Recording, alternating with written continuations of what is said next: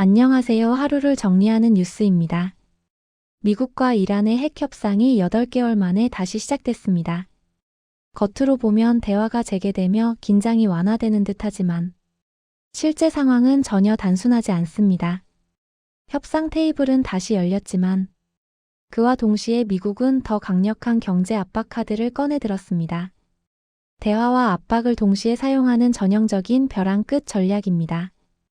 이번 회담은 단순한 실무 접촉이 아니라 미국과 이란의 고위급 인사가 총동원된 상징적 회담이었습니다.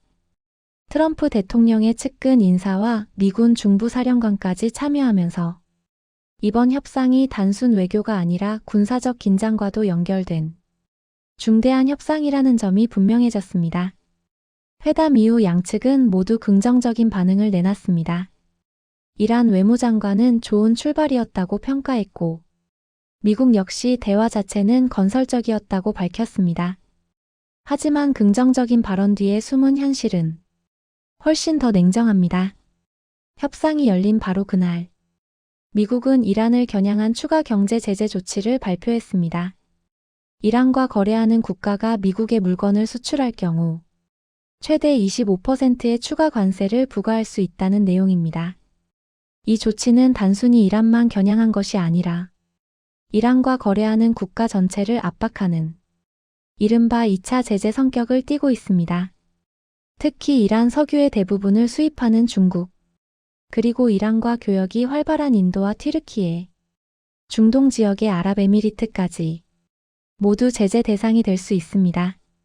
이렇게 되면 이란 경제는 물론 이란과 거래하는 국가들도 미국 시장과의 관계를 고민해야 하는 상황에 놓이게 됩니다. 결국 미국은 협상을 하면서도 이란을 국제 경제망에서 더욱 고립시키는 강력한 압박 수단을 동시에 사용하고 있는 것입니다. 이 전략의 핵심은 분명합니다. 협상 테이블에는 안치되 협상력을 높이기 위해 압박을 극대화하는 방식입니다. 이란 입장에서도 상황은 간단하지 않습니다. 이란은 핵 개발과 관련해 우라늄 농축을 주권 문제로 보고 있습니다. 이번 회담에서도 미국이 가장 강하게 요구한 우라늄 농축 중단에 대해 이란은 명확한 답을 피했습니다. 이는 협상을 이어가겠다는 의지는 보이면서도 핵심 요구 사항에 대해서는 쉽게 양보하지 않겠다는 의미로 해석됩니다. 즉, 협상은 시작됐지만 핵심 쟁점은 그대로 남아있는 상황입니다. 트럼프 대통령 역시 협상 자체는 긍정적으로 평가했지만 합의가 이뤄지지 않을 경우 매우 가혹한 대가가 따를 것이라고 경고했습니다. 이 발언은 사실상 군사적 옵션까지 열어두고 있다는 메시지로 해석됩니다. 현재 미국의 전략은 명확한 두 가지 축으로 정리됩니다. 첫째, 대화 창구는 유지한다. 둘째, 경제와 군사 압박은 더 강화한다. 이른바 대화와 압박의 병행 전략입니다. 이 전략은 과거에도 사용된 적이 있지만 지금처럼 강도 높게 동시에 진행되는 경우는 상당히 긴장 수위가 높은 상황입니다. 특히 이번 관세 제재는 이란만을 겨냥한 것이 아니라 이란과 거래하는 모든 국가를 압박하는 구조입니다. 이렇게 되면 이란은 국제 무역에서 더 고립될 가능성이 높아집니다. 동시에 이란과 협력하던 국가들도 미국과의 경제 관계를 고려해 거래를 줄일 가능성이 있습니다.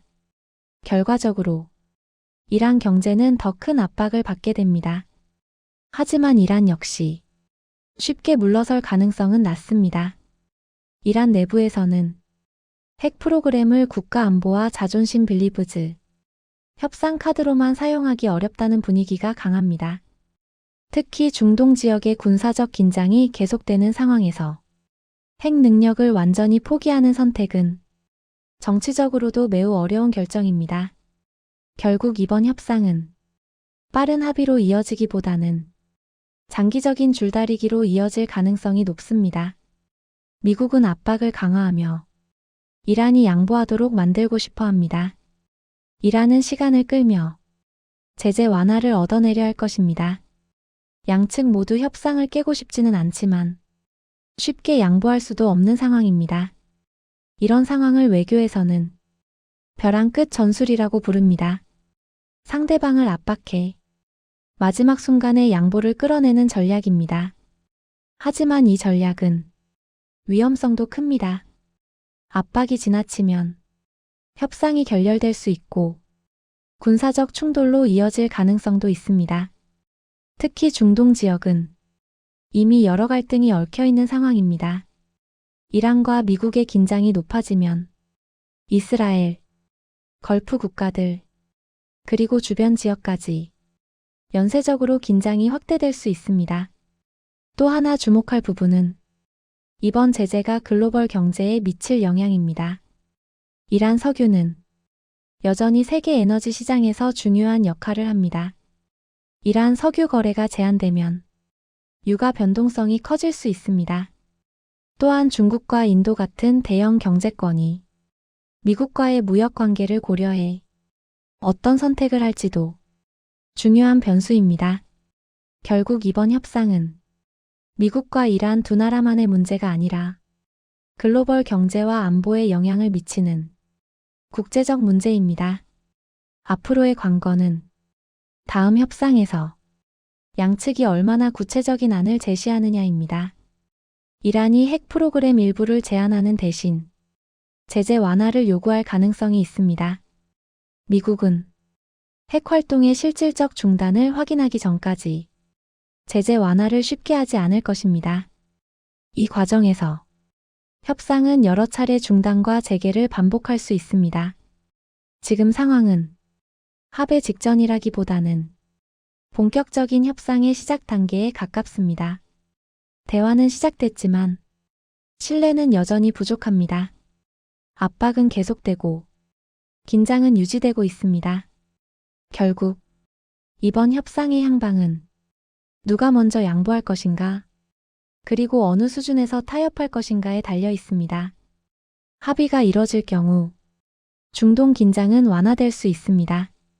하지만 협상이 결렬될 경우 경제 제재는 더욱 강화되고 군사적 긴장도 높아질 가능성이 있습니다. 지금은 대화와 압박이 동시에 진행되는 아주 미묘한 균형 상태입니다. 겉으로는 대화, 하지만 실제로는 압박. 이 이중 전략이 앞으로 어떤 결과를 가져올지 국제사회가 주목하고 있습니다.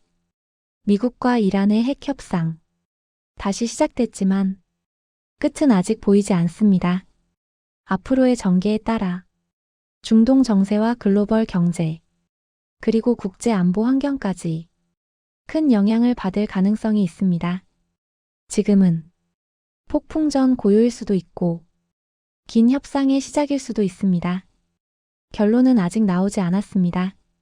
다만 분명한 것은 대화는 시작됐고 압박은 계속되고 있으며 긴장은 여전히 높다는 점입니다.